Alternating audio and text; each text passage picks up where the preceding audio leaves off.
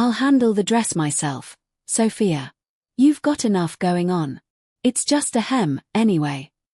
My aunt said that standing in the back room of Mocchetti's fine tailoring, holding the ivory dress my grandmother had chosen for her own burial 3 days before the funeral, I'd been the one altering every garment that passed through that shop since I was 22. My aunt had never once threaded a needle in her life. I told her I'd take care of it. She held on to the dress a moment too long before handing it over, and something about the way her fingers lingered along the hemline made the hair rise on the back of my neck, though I couldn't have told you why in that moment. I want you to remember that dress, because the next morning, alone in that same back room with a seam ripper in my hand, doing the final alterations my grandmother had specifically requested I be the one to do, I would find something sewn into that hem that my grandmother had put there herself, months before she died, and by the time of her wake that evening, it would end my aunt's plans for our family's shop, my cousin's bridal business, and a story this family had spent almost a year quietly building about a dying old woman who couldn't possibly still be thinking clearly enough to protect herself.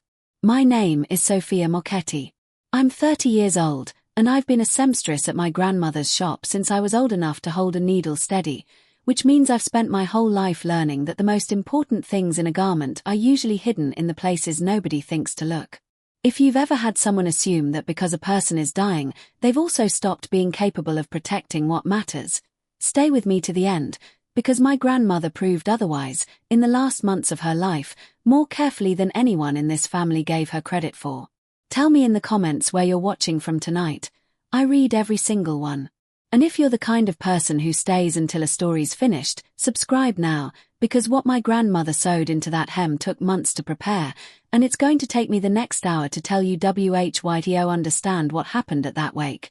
You need to understand a tailoring shop that stood on Main Street in Ridgefield, Connecticut, since 1962. A family that measured its whole history in wedding gowns and christening dresses, and a set of loyalties that had been quietly settled long before I was old enough to notice.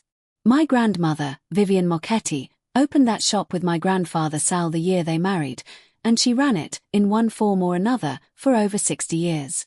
She was known across 3 counties for her bridal alterations especially.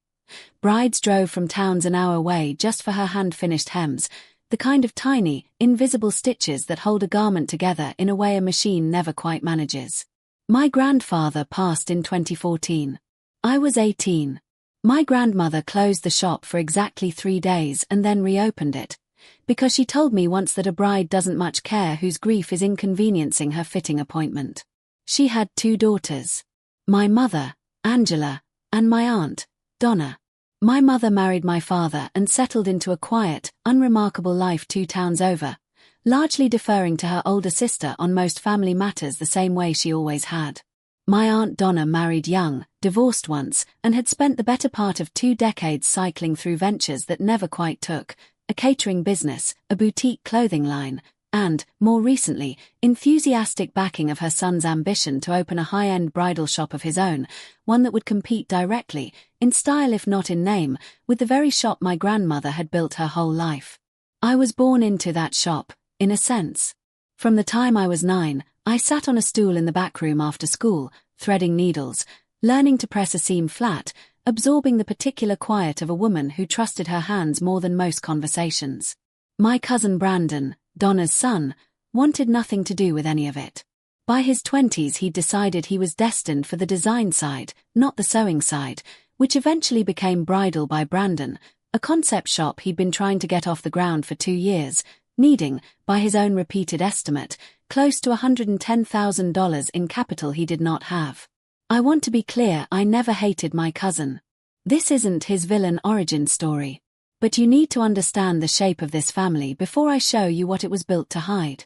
I took over most of the shop's daily alterations work by my mid-20s, while my grandmother slowed down but refused to fully retire.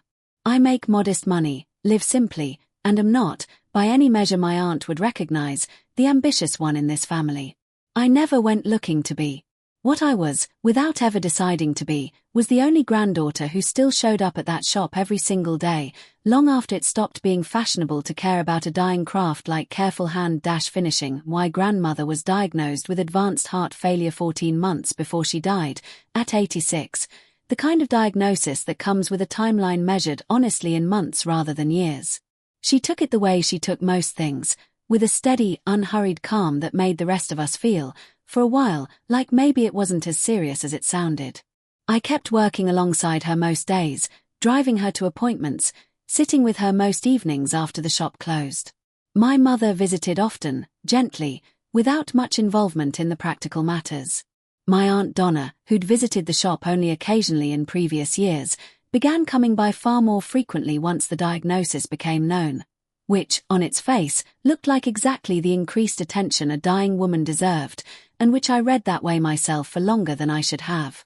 Some days my grandmother was entirely herself, correcting my stitch tension from across the room without even looking up. Other days, especially as her medication increased, she grew tired and quiet, occasionally confused about the day or the season. I want to say plainly that she was never, at any point relevant to this story, incapable of understanding her own affairs. But it became clear, in hindsight, that my aunt began timing her visits specifically around the days my grandmother seemed most tired. In the fall, about 4 months before she died, my grandmother started spending extra time on a specific project in the back room, a dress she said she wanted for something important, working slowly, in short sessions, more careful than usual.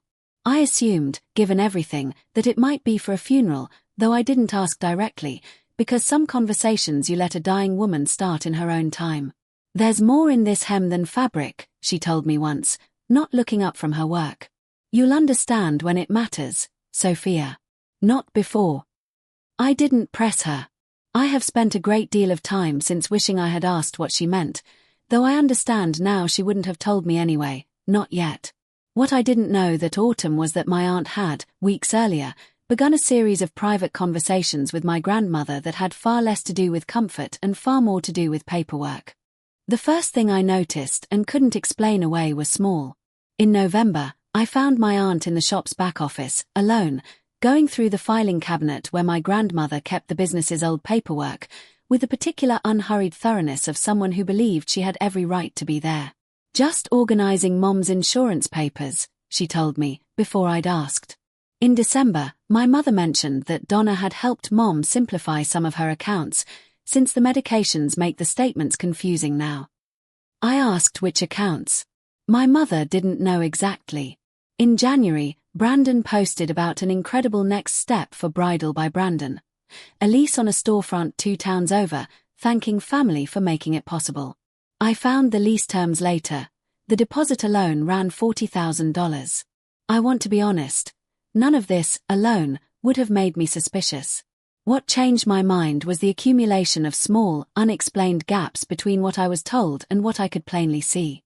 The gap that finally cracked it open came in February, when I noticed a real estate flyer half-tucked under paperwork in the shop's back office. An appraisal request for the building itself, dated the previous month, requested by my aunt. I called my mother, and she told me, breezily, that Donna was just exploring options, since the shop's a lot for anyone to manage once Mom's gone, and Brandon could really use the space. I asked when my grandmother had agreed to any of this. My mother didn't have an answer. I sat with my grandmother that same week. It was a good day, sharp and present. I asked her, gently, about the appraisal. She went very still. "Donna keeps bringing me things to sign," she said finally. "I've fitted enough brides in my life to know exactly what it looks like when somebody wants a signature before you've had time to really look at what you're agreeing to. I'm not signing anything I haven't read myself, however tired I get." "What is she asking you to sign, Grandma?" She didn't answer directly. Instead, she nodded toward the dress hanging on the form near the window, the one she'd been quietly working on for months. "That dress isn't finished," she said. "When it's time, you'll be the one who finishes it. Not before. You'll know when." I let it go that evening, telling myself, the way I'd apparently been telling myself things about this family my whole life, that it probably meant less than it felt like it meant.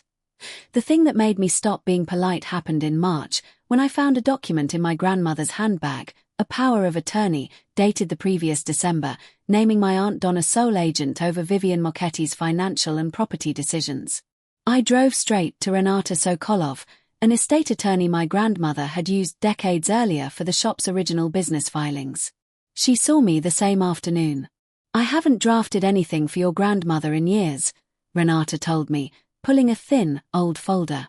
She searched the county recorder's site and found the filing within a minute, notarized by a name neither of us recognized. Gary Loomis, she read aloud. I don't know that name, and this county isn't large enough for that to mean nothing. A quick check of the state registry confirmed his commission had lapsed 8 months before the document's date. This is concerning enough to document carefully, Renata said. It isn't, on its own, enough to build a case that survives a family calling it generous confusion instead of exploitation. I need something showing your grandmother had clear capacity, and ideally something in her own words about what she actually wanted. I told her about the dress. About the strange, deliberate way my grandmother had been working on it for months, about the phrase she kept repeating, "You'll know when." Renata went very still. Sophia, she said slowly, I think when the time comes to finish that dress, you need to look at it more closely than you ever have. My grandmother died in April, at home, with hospice care, with my mother and me both at her bedside. 3 days later, my aunt handed me the ivory dress for final alterations before the wake, telling me, a little too quickly, that she'd handle it herself if I was too busy. I told her I'd take care of it, same as I always had. Alone in the back room the next morning, running my hands along the hem the way I'd been taught to check for any hidden flaw, I found a section sewn differently than the rest. Tighter stitches, doubled thread, a small pocket concealed beneath the lining. I picked it open with a seam ripper, my hands unsteady, and found a slim brass safe deposit box key and a folded, handwritten letter. Sophia, if you're reading this, you found it exactly the way I hoped you would, doing the one thing in this family you've always done without being asked twice.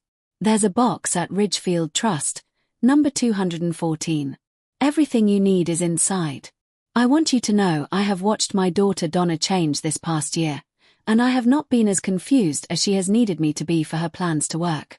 Take this key and this letter straight to Renata Sokolov. She'll know exactly what to do. I love you.